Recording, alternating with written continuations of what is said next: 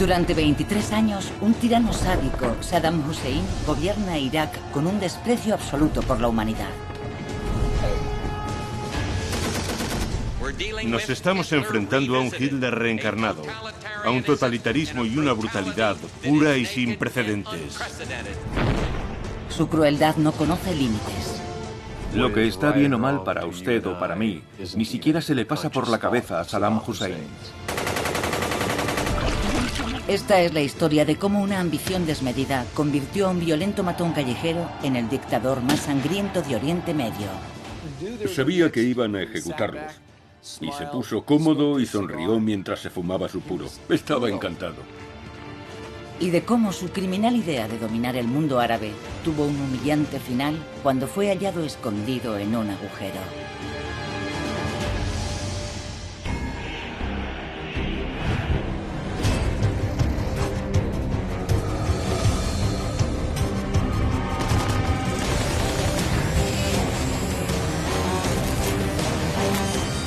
La evolución del mal, capítulo 7, Saddam, el carnicero de Bagdad. 2 de agosto de 1990, Bagdad, Irak.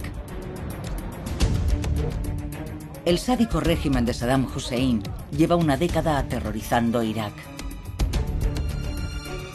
Pero su megalomanía alcanza niveles inverosímiles cuando envía a su ejército de 1 millón de hombres a invadir a su diminuto vecino árabe, Kuwait. La invasión de Kuwait quizás fue su error de cálculo más colosal. No pensó que Estados Unidos fuese a reaccionar militarmente. En el pasado, Occidente le ha pasado por alto cosas peores. Pero esta decisión señala el principio del fin de una vida de crueldad y maldad que comienza algo más de medio siglo antes. Invierno de 1937.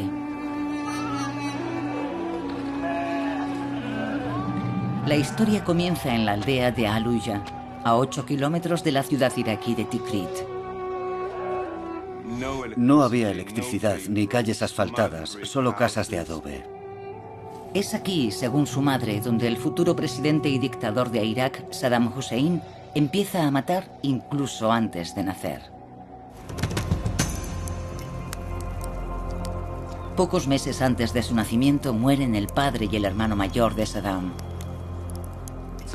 La madre de Saddam dijo que llevaba a Satán en su vientre y que había matado a los otros hombres de la familia, su padre y su hermano mayor, para ser el único hombre de la familia. De hecho, la madre de Saddam quería matar al feto antes de nacer. A pesar de sus deseos, Saddam nace el 28 de abril de 1937 y recibe un nombre muy apropiado. Saddam significa el que se enfrenta. El nombre que le puso su madre era perfecto para él, porque fue un hombre que se enfrentó a todo, izquierda, derecha y centro. Rechazado por su madre, Saddam se cría con su tío, Haydarah Talfaj. Esto dejó una marca muy profunda en su personalidad. Saber que no podía contar con nadie más que consigo mismo. Su tío es un simpatizante nazi, que posteriormente plasmará su propia filosofía política en un panfleto titulado «Tres que Dios no debería haber creado: persas, judíos y moscas». Haydarah Talfaj era antisemita hasta la médula. Recuerda mucho a Goebbels, a la propaganda nazi. Así que, si combinamos su historia prenatal, que es traumática, con su infancia, que es desgraciada, podemos imaginar que alguien llegue a ser un hombre así. Mientras tanto, su país, rico en petróleo, pero dominado por el Imperio Británico, se enfrenta a sus propios conflictos. En 1958, el general Abdul Karim Qasim encabeza un golpe militar para acabar con la monarquía iraquí y expulsar a los británicos. El régimen de Qasim no tarda en ser presa de las luchas de poder y la disensión. Tras unirse un año antes al partido Baas, un movimiento radical, nacionalista y laico, Saddam apoya decididamente su objetivo de tomar el poder en el país. Se afilió al partido Baas porque era el partido radical más activo de Irak en los años 50. Entre sus planes está el asesinato del general Qasim, y hay un joven matón callejero llamado Saddam Hussein que parece el hombre perfecto para hacer el trabajo. 7 de octubre de 1959, Bagdad, Irak.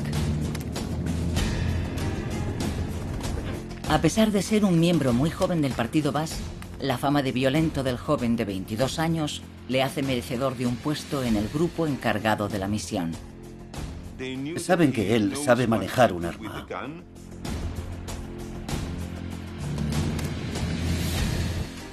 Saddam puso a 2 grupos a ambos lados de la carretera, así, y Qasim tenía que pasar con su jeep por medio, así.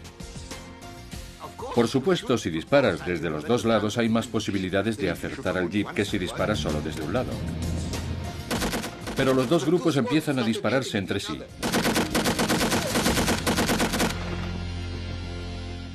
Todos estaban convencidos de que Qasim había muerto. En medio del caos, Saddam recibe un disparo de uno de sus compañeros, pero consigue huir. Fueron al lugar donde se suponía que les esperaba un coche para escapar, pero se encontraron con que el conductor no estaba en el coche.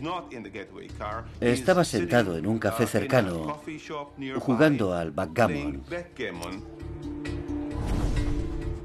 Fue un auténtico sainete, una parodia de intento de magnicidio. El general Qasim sobrevive. Parece que la carrera de Saddam en el partido Baas ha terminado con un sonado fracaso antes de empezar. Buscado por la policía, tiene que huir. 4 años después, otros basistas tienen éxito donde él había fracasado espectacularmente. En 1963, el general Qasim es depuesto y ejecutado. Saddam regresa del exilio y reclama un puesto político. Pero se le considera un matón. Nadie lo ve como un líder, por lo que se le ofrece un cargo de poca importancia trabajando con campesinos iraquíes. Saddam era muy ambicioso, pero no se engañaba. Sabía que en el partido imperaba la jerarquía. Él era muy joven y todos los demás eran mayores, mucho más veteranos que él en el partido. Y yo creo que él lo entendió. Pero en junio de 1968 su suerte cambia. Un pariente lejano y miembro veterano de Baas, el general Ahmed Hassan al-Bakr, toma el poder en un nuevo golpe de Estado. Saddam admiraba a al-Bakr y al-Bakr apreciaba mucho a Saddam, casi como a un hijo. Al-Bakr necesita nombrar un nuevo jefe de seguridad para proteger su nuevo régimen de contragolpes. Sus colegas eran mayores que él, mucho mejor educados, mucho más veteranos en el partido. Y no querían mancharse las manos arrancando dientes y arrancando uñas. El joven Saddam, por otra parte, posee una cualidad que le hace aceptar el trabajo sin dudar. El sadismo era uno de los rasgos dominantes de su personalidad. Saddam Hussein era probablemente más sádico que Hitler, porque él obtenía y disfrutaba de un enorme placer con el dolor o el sufrimiento de otros. Al-Bakr no sabe que acaba de dar a un hombre desequilibrado y perverso carta blanca para crear un aparato de terror. Una organización que cuando llegue el momento será vital en el ascenso de Saddam al poder. Reclutó a muchos hombres de su propia tribu, jóvenes muy endurecidos. No tenían mucha educación, pero eran duros. Sabían utilizar armas. Los entrenó y se convirtieron en sus mascotas. Comían de su mano y le llamaban Anashibir, nuestro gran tío. Y sabían que todas las cosas buenas que tenían, y tenían muchas, dinero, coches, casas, todo era gracias a él. Y eran aldeanos, de modo que para ellos era como un salto cuántico de proporciones increíbles. La actuación de Saddam en los servicios de seguridad hace crecer su reputación de hombre implacable y despiadado. A diferencia de otros aspirantes a dictadores, Saddam disfruta infligiendo dolor personalmente. Su cámara de tortura se hace famosa. El lugar se llamaba el Palacio de la Maldición. Aquí toma parte habitualmente en las torturas y disfruta inventando todo tipo de técnicas de una crueldad retorcida. A lo largo de la siguiente década, perfecciona 107 métodos de tortura diferentes. Hay una larga lista de torturas que practicaban, como la falaca, latigazos en las palmas de las manos y las plantas de los pies, todo tipo de choques eléctricos, lo que llaman el periquito, colgar a la gente de ventiladores en el techo y apalearlos. El submarino, que es sumergir la cabeza de una persona en un cubo de agua. Bañeras de ácido. Pero les gustaba especialmente quemar los ojos a los prisioneros con cigarrillos.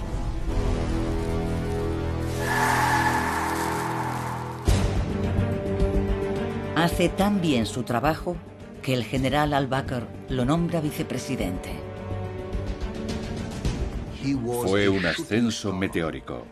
De repente, casi de la nada. En 1968, Saddam Hussein, repudiado por su madre, magnicida frustrado, sádico e imprevisible, está a un paso de gobernar Irak. Una de las primeras cosas que hace el señor subjefe, como se hace llamar, es concentrar su sadismo en una parte especialmente vulnerable de la población: la antigua comunidad judía de Irak. Mucha gente en Irak odiaba a los judíos profundamente. Solo habían pasado 2 años desde la Guerra de los 6 días. En la Guerra de los 6 días, Irak, Egipto, Siria, Jordania fueron derrotadas por Israel. De modo que el odio por los judíos era palpable en todas partes.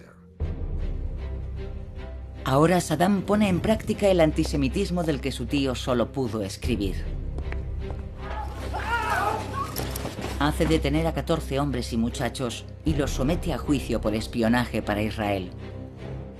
Aquello no fue un juicio, fue una farsa judicial. No fue más que una enorme burla. No tenían pruebas, nada.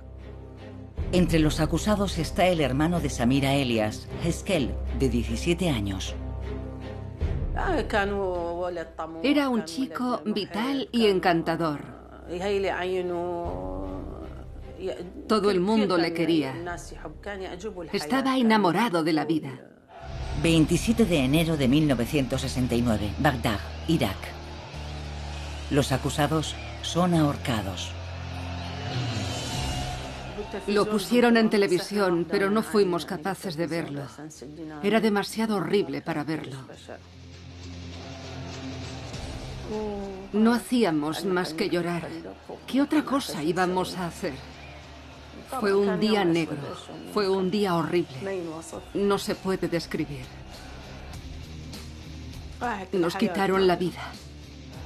Al ser derrocado Saddam 3 décadas después, solo quedarán 34 judíos en Irak. Pero lo que las multitudes enfervorecidas no comprenden ese día es que Saddam está enviando un mensaje a todos los iraquíes. Saddam era muy listo. Muy listo. Decidió que era beneficioso para él ahorcarlos, para asustar a todo el mundo. Todo iraquí inteligente, judío, musulmán, cristiano, comprendió que empezaba una nueva era. Todos sintieron de repente que se habían vuelto muy vulnerables. Pero el vicepresidente iraquí no espera llegar a la cima solo con la crueldad. Para alcanzar su ambición última de convertirse en un gran líder, ha decidido que tiene que convertir a Irak en una gran nación. Con el pleno apoyo del presidente al-Bakr, Saddam Hussein inicia una revolución social y económica absoluta en el país.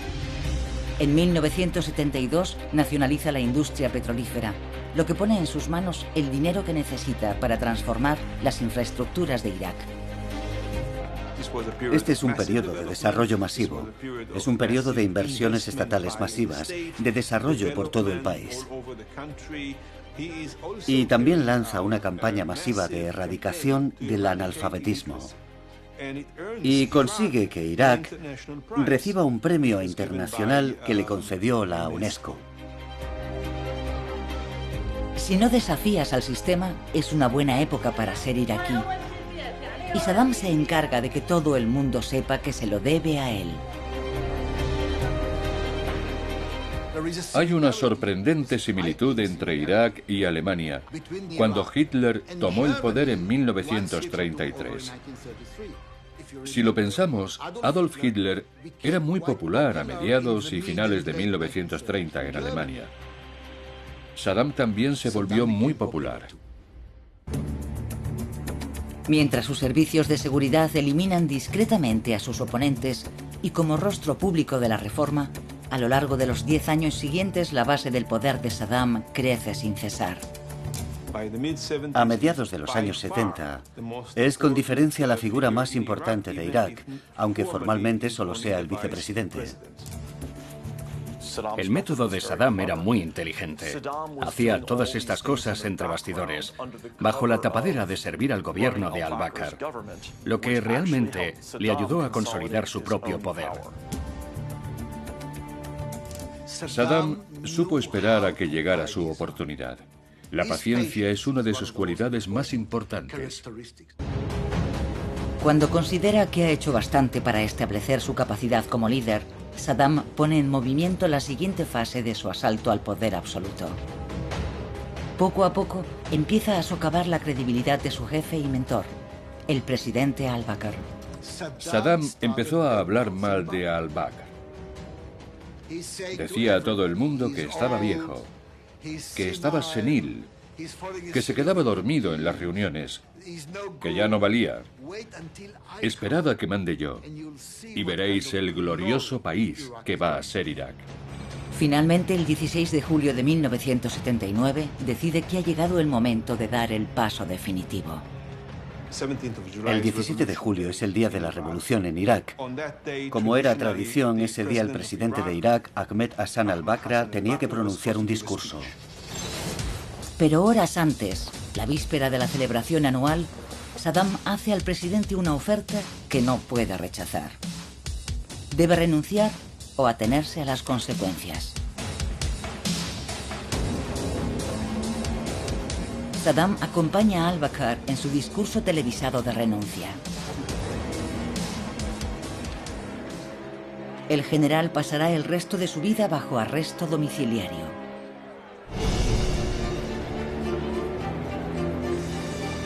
Con solo 42 años, Saddam Hussein se convierte en presidente de Irak. Tiene un problema, que no todo el mundo acepta su declaración y a él como presidente. Y la mente calculadora de Saddam empieza a pensar en su siguiente movimiento. 22 de julio de 1979. 6 días después, el nuevo presidente convoca un congreso especial de la cúpula del partido Baas y lo filma todo. Estas son imágenes reales de uno de los momentos más infames del reinado de Saddam.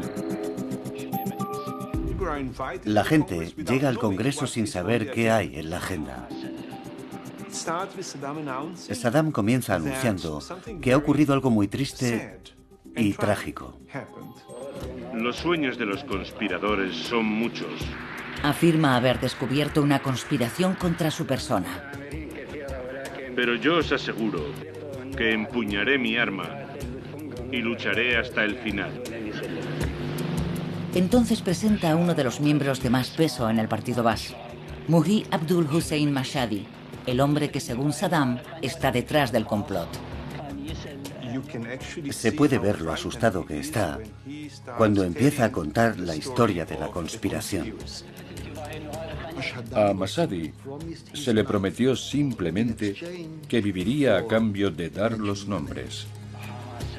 Y Mashhadi empieza a dar nombres. Sus compañeros de conspiración, dice, están presentes en la sala. Miembros de los servicios de seguridad, ahora dirigidos por el hermanastro de Saddam Hussein, Barzan al-Tikriti, se los llevan. 10 hombres son detenidos. Fuera. Nadie sabe si va a ser el siguiente. Y a continuación otros 10. Se pueden ver las caras de esos hombres. Están blancos, como la nieve. Y otros 10. Estaba disfrutando del miedo que estaba infundiendo en aquellos hombres. Saddam estaba fumándose uno de esos puros habanos que le regalaba su amigo Fidel Castro. Está muy tranquilo, muy relajado. Y 10 más. Se puso cómodo y sonrió mientras se fumaba su puro. Estaba saboreando el poder y sabía que ahora tenía un poder ilimitado. Los que quedaron no tenían otra opción que ser leales, extremadamente leales, y jurar fidelidad a Saddam Hussein. ¡Larga vida al partido! ¡Larga vida a Saddam Hussein! La sala entera acabó prorrumpiendo en gritos de ¡Larga vida a Saddam! ¡Larga vida a Abbas! En total, 66 supuestos traidores son detenidos. Un tercio de ellos son fusilados sumariamente. Entre ellos, Mashhadi. La purga de 1979 es un hito. Es un hito. De ahora en adelante, todo el mundo está avisado. No se disiente de Saddam bajo ninguna circunstancia. Ni siquiera lo intentes. En 1979 es cuando Irak se convierte en una verdadera dictadura. En solo un par de horas, Saddam Hussein elimina todo rastro de oposición política. Ha conseguido el poder absoluto. Pero apenas tiene tiempo para disfrutar de la gloria. Los volcánicos cambios que se producen en el exterior representan un serio peligro para el nuevo dictador. Pocos meses antes, el Shah del vecino Irán es derrocado por la revolución islámica que encabeza el ayatolá Jomeini. Además del odio personal que siente Saddam hacia Jomeini, el nuevo Irán revolucionario y su agenda proislamista representan una seria amenaza para su régimen. La mayoría de los iraníes profesa la rama chií del Islam. Como la mayoría de los iraquíes, Saddam y la mayoría de su gobierno son musulmanes suníes. Y Jomeini está llamando a los chiíes de Irak a alzarse contra ellos. Es una situación muy volátil que Saddam tiene que controlar. Así que ahora la cuestión es ¿qué hacer? Tenemos que humillar a Jomeini y Saddam dice, lo humillaré. Voy a hundirle la cara en el barro. Y entonces los chiíes de Irak, que tanto lo quieren, verán que es un tigre de papel. Pero Saddam tiene más planes. Quiere extender su poder más allá de las fronteras de Irak y convertirse en el principal actor de la política de Oriente Medio. Si consigue derrotar al enemigo histórico de los árabes, los iraníes, cree que podrá consolidarse no solo como el hombre fuerte de Irak, sino de todo el mundo árabe. Está completamente convencido de que ganará la guerra en 2 o 3 semanas. Y Jomeini será presa del pánico. Y de que eso será una victoria tan tremenda para Irak que se convertirá en el líder del mundo árabe. 22 de septiembre de 1980. Sin previo aviso, Saddam ordena a sus tropas que crucen la frontera iraní.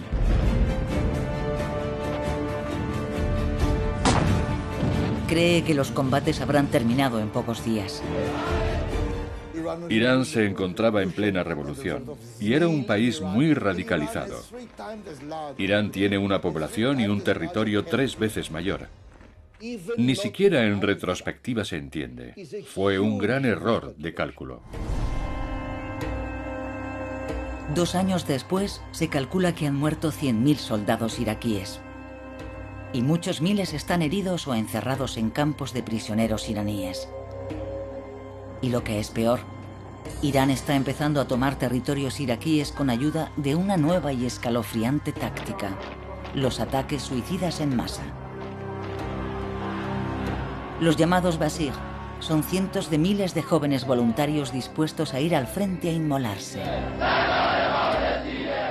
Khomeini tenía a todos aquellos voluntarios, chicos de 12, 13, 14, 15, 16 años, que corrían hacia los campos de minas para hacerlas estallar.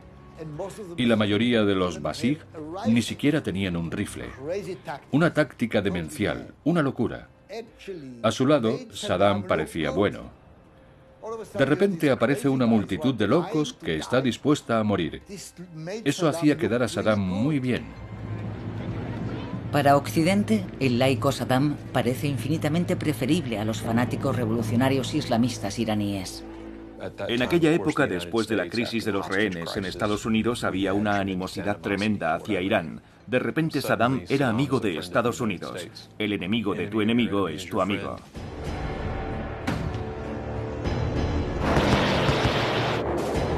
Pero a pesar del apoyo occidental, parece que no consigue ganar. En esencia era una guerra de trincheras. Había un frente y las tropas avanzaban un poco y después retrocedían un poco, muy al estilo de la Primera Guerra Mundial.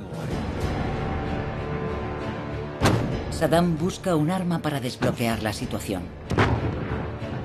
La clase de arma que solo un sádico utilizaría.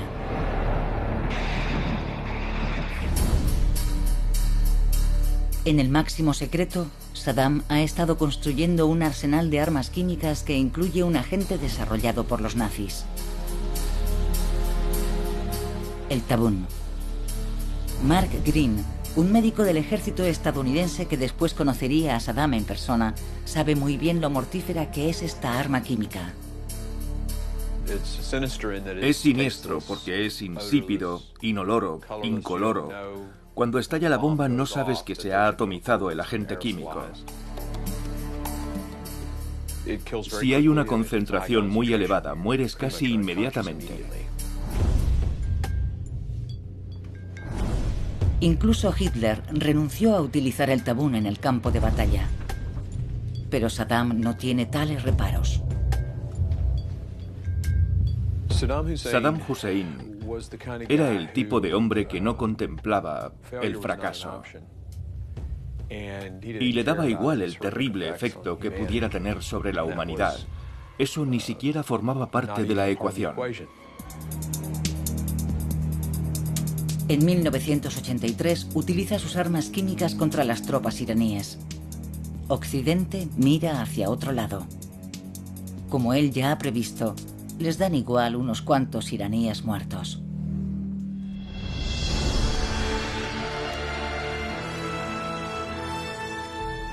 Sin ningún tipo de control o equilibrio sobre sus decisiones, sobre sus actos, sin nadie que se atreva a contradecir a Saddam, su corazón se vuelve cada vez más oscuro. Y lo que está bien o mal para usted o para mí, ni siquiera se le pasa por la cabeza a Saddam Hussein. Tras haber utilizado impunemente armas de destrucción masiva en la guerra contra Irán, decide volver a utilizarlas. Pero esta vez el plan es emplear sus armas químicas contra su propio pueblo. Durante años ha tenido problemas en el norte de Irak con la minoría kurda.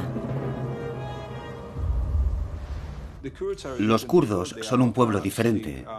No son árabes, hablan un idioma diferente, tienen una historia diferente. Nunca han estado completamente integrados en el tejido de la sociedad iraquí. Los kurdos quieren la independencia de Irak y la absurda guerra de Saddam contra Irán les brinda una oportunidad.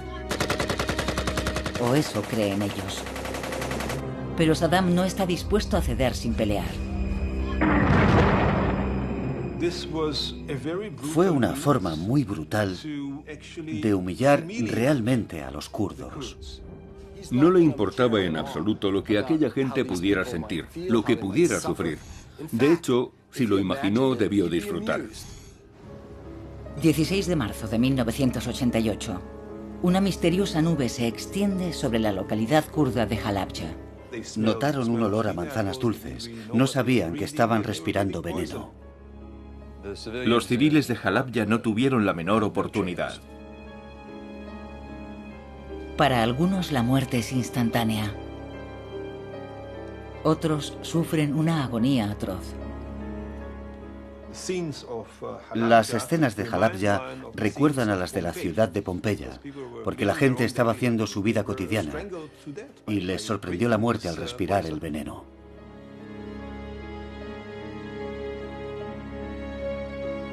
Mueren 5.000 civiles.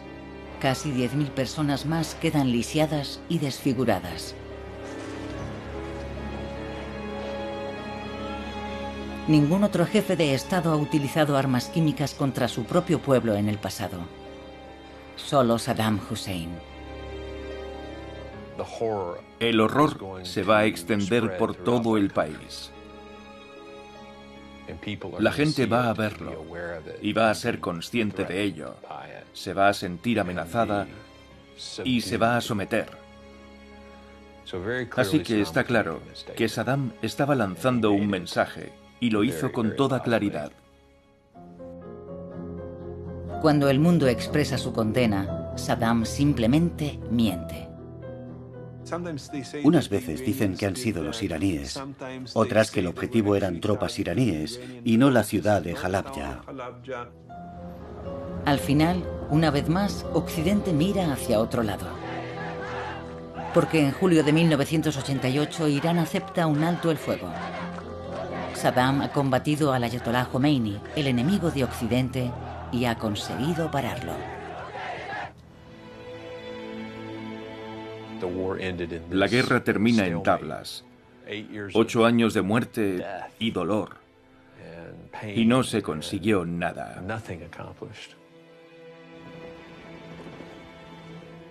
Se calcula que en la guerra murió más de 1 millón de personas. Para nada. Para nada. El coste de esta guerra es tan horrendo para los iraquíes como para los iraníes. Irak quedó devastado. No había agua potable ni electricidad. Las carreteras quedaron destruidas. No había comida. No había nada. Pero Saddam, en el más clásico estilo dictatorial, se declara vencedor. Puede creer lo que se le antoje, porque es un ególatra, es un narcisista. Pero esta falsa victoria tiene un terrible precio. Su nación está en ruinas. 500.000 de iraquíes ha muerto. Y no ha conseguido ganar ni 1 centímetro de territorio. Responde como solo un megalomaníaco delirante podría hacerlo, construyendo su propio arco de triunfo en el centro de Bagdad. Las manos de la victoria rodeadas de cascos de soldados iraníes muertos. Se supone que los brazos del monumento de las manos de la victoria fueron esculpidos a imagen de los brazos de Saddam, y son parte de ese culto a la personalidad que lo representa como la verdadera fuerza de Irak. El monumento intenta transmitir que él derrotó a Irán en el campo de batalla. Se declara el nuevo Nabucodonosor y reconstruye la antigua metrópolis de Babilonia. 1 de cada 10 ladrillos decía: Babilonia fue reconstruida en los días del presidente Saddam Hussein. 1 de cada 10. Pone su nombre en todas partes. Todo tenía su nombre: el aeropuerto internacional Saddam, Saddam esto, Saddam lo otro. Y su rostro.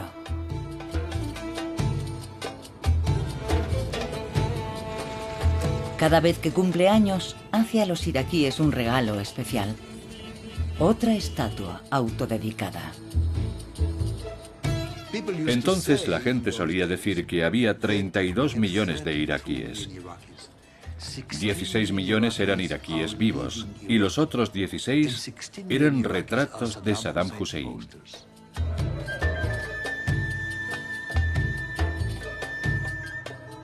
El uso constante de las imágenes de Saddam en la vida cotidiana transmite al pueblo el mensaje de que no hay alternativa a Saddam. Pero a pesar de las estatuas y los murales, la realidad es que Saddam ha llevado a su país a la ruina económica.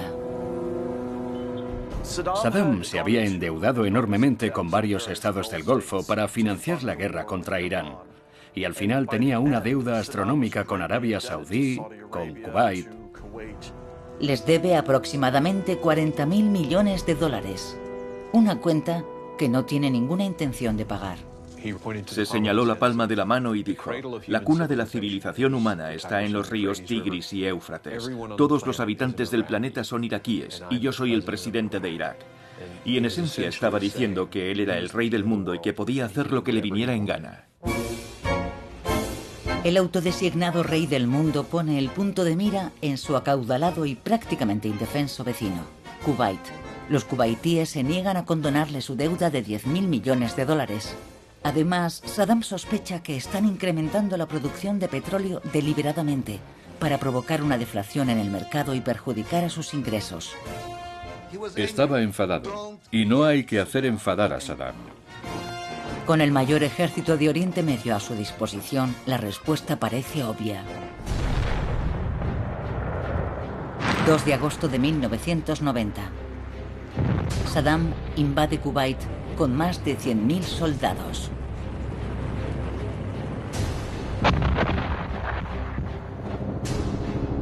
La invasión de Kuwait fue el error de cálculo más colosal de Saddam. Su error es que esta vez el enemigo tiene amigos. No se consentirá. No se consentirá esta agresión contra Kuwait. Países que son básicamente enemigos declarados se unen para decir: esto no lo vamos a tolerar. Incluso Siria y Egipto, Estados Unidos y Rusia se unen para oponerse a la invasión.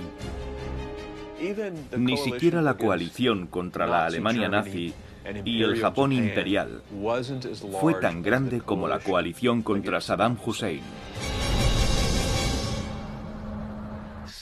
Saddam Hussein tenía un don.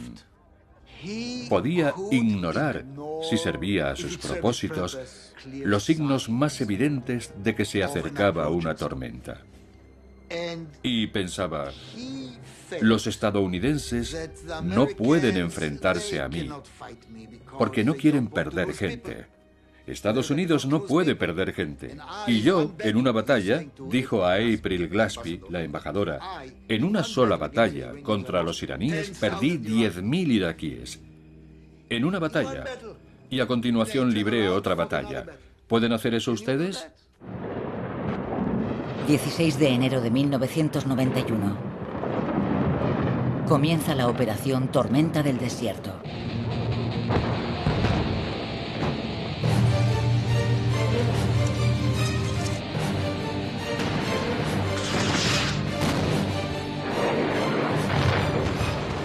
Pero él dice: realmente no me preocupa, porque cuando empiecen a avanzar, sufrirán tantas bajas que tendrán que detenerse. Y entonces empezaremos a negociar. El general estadounidense Norman Svarkov arrolla al ejército de 1 millón de hombres de Saddam en solo 100 horas. Liberan Kuwait y expulsan a los iraquíes. Y con ambos objetivos militares conseguidos, las fuerzas de la coalición acceden a permitir al presidente iraquí seguir en el poder.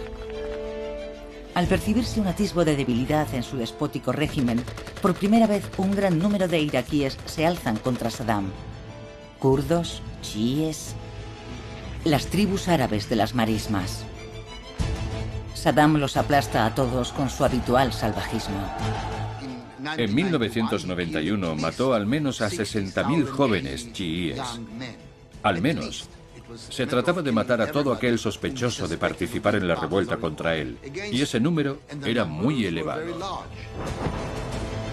En un enfermizo acto de guerra psicológica, Saddam bombardea a los kurdos con harina, cuando todavía sigue en la memoria de todos la masacre de Halabja.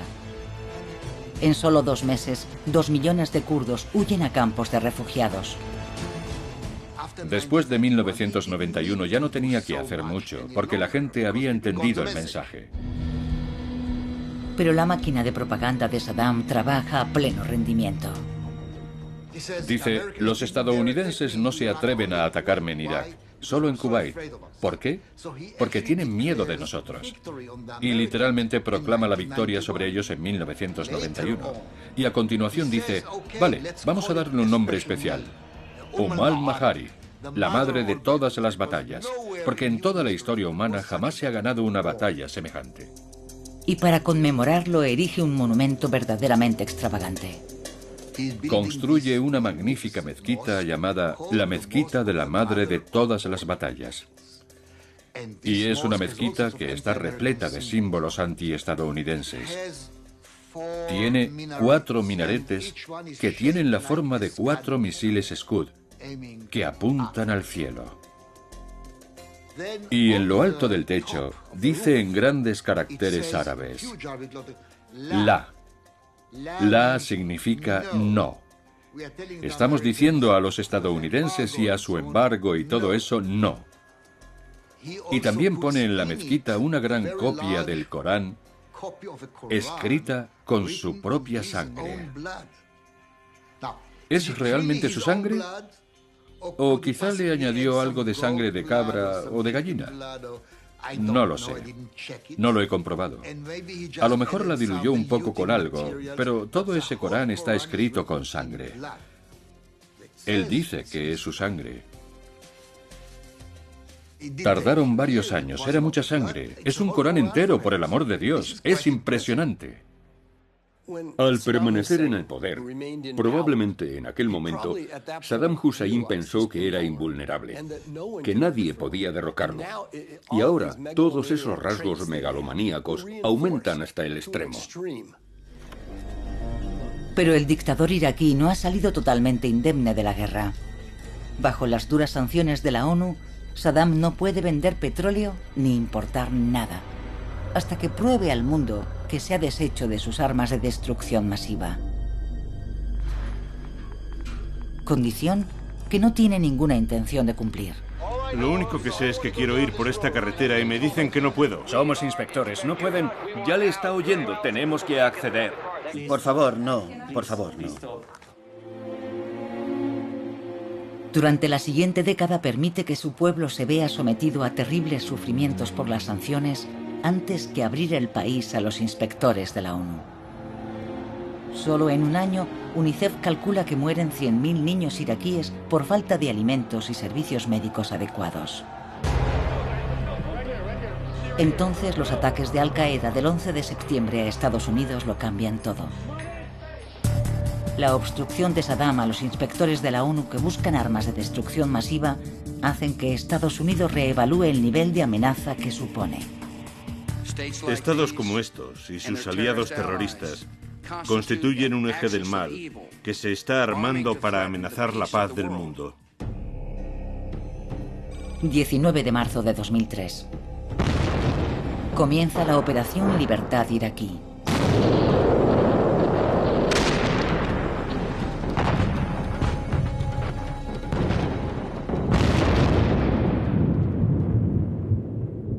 ...9 de abril de 2003, Bagdad, Irak.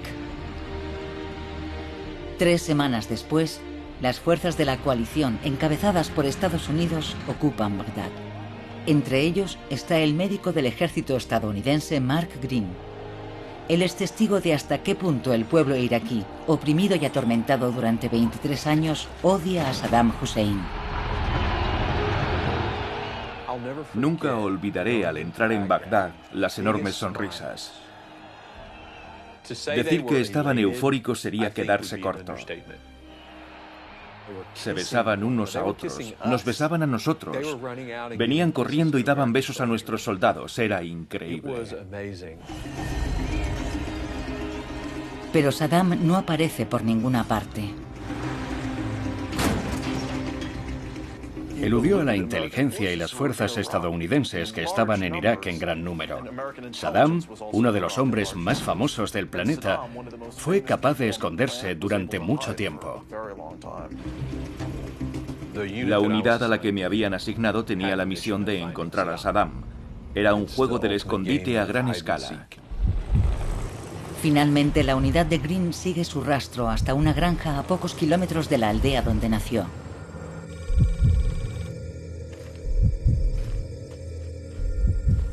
Yo estaba oyendo la radio por satélite. Los chicos estaban dando los nombres de los lugares y las palabras en clave que significaban que este edificio o aquel habían sido revisados.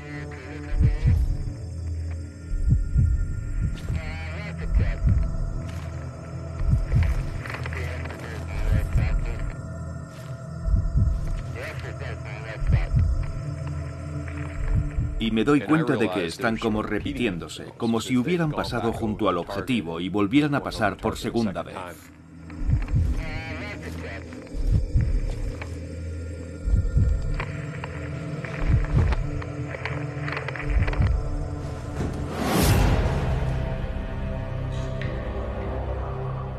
Oí al operador hablar por la radio y decir: tenemos a Jackpot. Tenemos a Jackpot, el nombre en clave de Saddam. Yo estaba en la parte de atrás del helicóptero y daba saltos y palmadas a mi compañero porque acabábamos de capturar a Saddam Hussein. Fue increíble. No atrapamos a Hitler ni a Pol Pot, pero atrapamos a Saddam Hussein. Señoras y señores, lo tenemos.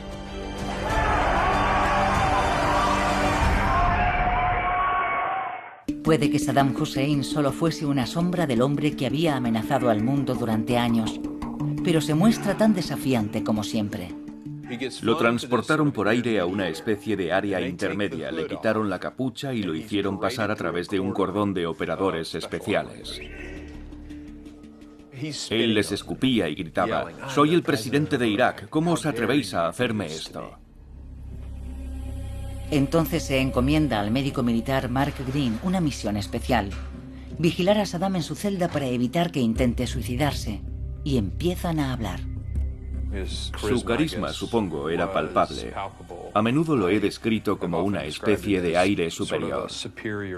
Estaba hablando con Saddam y era tan elocuente y tenía ese aire tan superior que me dije: Mark, no te dejes seducir por este tipo, porque mataría a tu mujer delante de ti para conseguir una falsa confesión. 5 de noviembre de 2006. Casi 3 años después, Saddam es declarado culpable de crímenes contra la humanidad y condenado a muerte. Estoy convencido de que él no pensaba que fuese a morir. No sé si pensaba que viviría el resto de su vida en una isla del Mediterráneo o algo así, pero desde luego no pensaba que llegaríamos hasta el final. 30 de diciembre de 2006, Camp Justice, Bagdad, Irak. El día de su ejecución, Saddam supuestamente rechaza su última comida. Sabía que no había vuelta atrás. Así que, ¿por qué no hacer un desprecio más al mundo en el último momento? Antes del amanecer del 30 de diciembre de 2006, sus ejecutores van a buscarlo.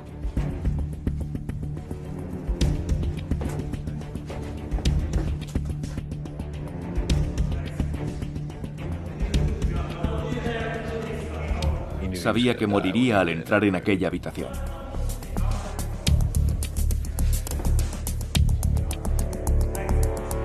Pero Saddam rehúsa ponerse la capucha.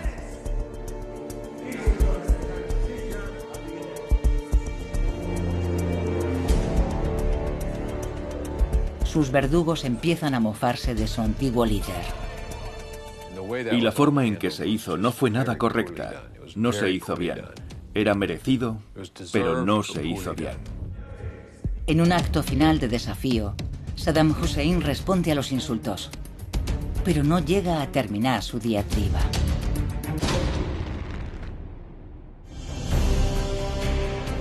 Saddam Hussein, el violento matón callejero que aniquiló sin piedad toda oposición para llegar al poder, que envió a cientos de miles de iraquíes a la muerte para satisfacer su vanidad,